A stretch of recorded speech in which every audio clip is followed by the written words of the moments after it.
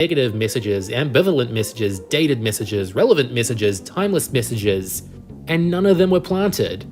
Matt and Trey have always used the show to tell wacky, messed up stories, and don't usually think of a point to them until they're almost done. But there is something to be said about the message they accidentally gave from the very start. Be careful who you pick on in school. Really careful. Oh, the tears of unfathomable sadness. Yummy, yummy, you guys. That's all, folks.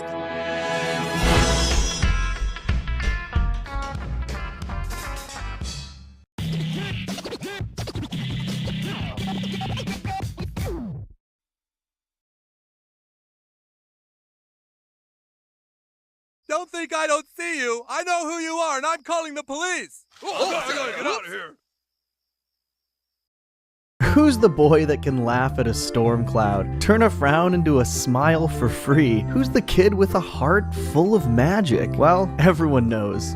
It's Butters. That's me. After doing a thorough evolution video for both Randy Marsh and Kenny McCormick, I think it's finally time that we cover my other favorite character, Leopold Butters Stotch. While Butters didn't really properly emerge as a key character until a few seasons in, it's impossible to imagine South Park without him at this point. Outside of the main four boys and Randy, I don't think there's any character more integral to the show. It's rare that Butters doesn't get a speaking role in an episode these days, and episodes that focus on him are often among my favorites. So, join me in Butters' very own video.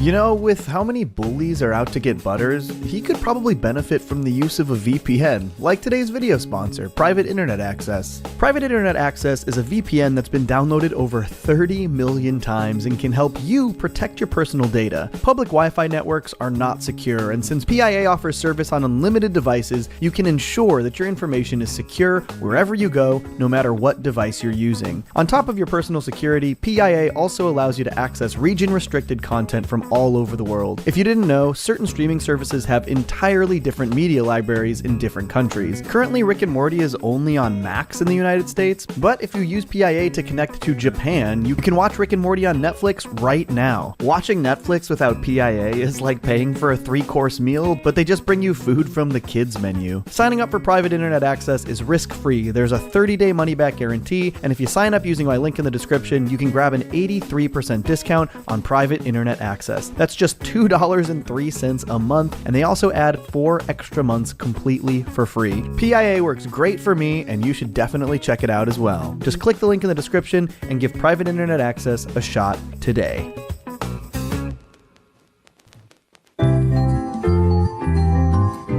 Butters has technically been a part of South Park since the pilot episode, though he didn't have any spoken lines of dialogue, but he's always been a part of the main class of kids. It's actually kind of wild how early they had all of these character designs, but we wouldn't hear Butters speak at all until season 2, when we got a couple of instances of quick lines, but these don't sound anything like the Butters we all know and love. To bring it back recently, but it didn't work. Pass this up. Robert, Pretty much just a generic kid here. They hadn't really characterized Butters properly yet. He's also featured pretty heavily in the background of South Park Bigger, Longer, and Uncut, and I guess technically he has speaking lines since he's part of a chorus of singers in multiple songs, but we don't actually ever hear his voice. In fact, this is basically his one real moment in the entire film, at the end of the La Resistance medley. However, eventually Matt and Trey decided that they wanted to imbue a bit of personality into the character, stemming from their now longtime animation director Eric Stow. In fact, this was even how they came up with his name. And we started calling him, he's our buddy, he's our little buddy, he's our Butters, who's my Butters, and then he became Butters, and we're like, we're gonna put you in the show, Butters. Yeah, and he's like, well, you better not, I'll get awful mad. And we wouldn't get that voice or characterization until season 3's Meteor Shower trilogy, when Stan is forced to hang out with Butters, Pip, and Dougie at Mr. Mackey's party. And honestly, for the most part, Butters is pretty fully realized here. At least on the surface, he feels like the Butters we've known for years. Well, I sure am glad you're here, because then we'll have even more fun than we was having before.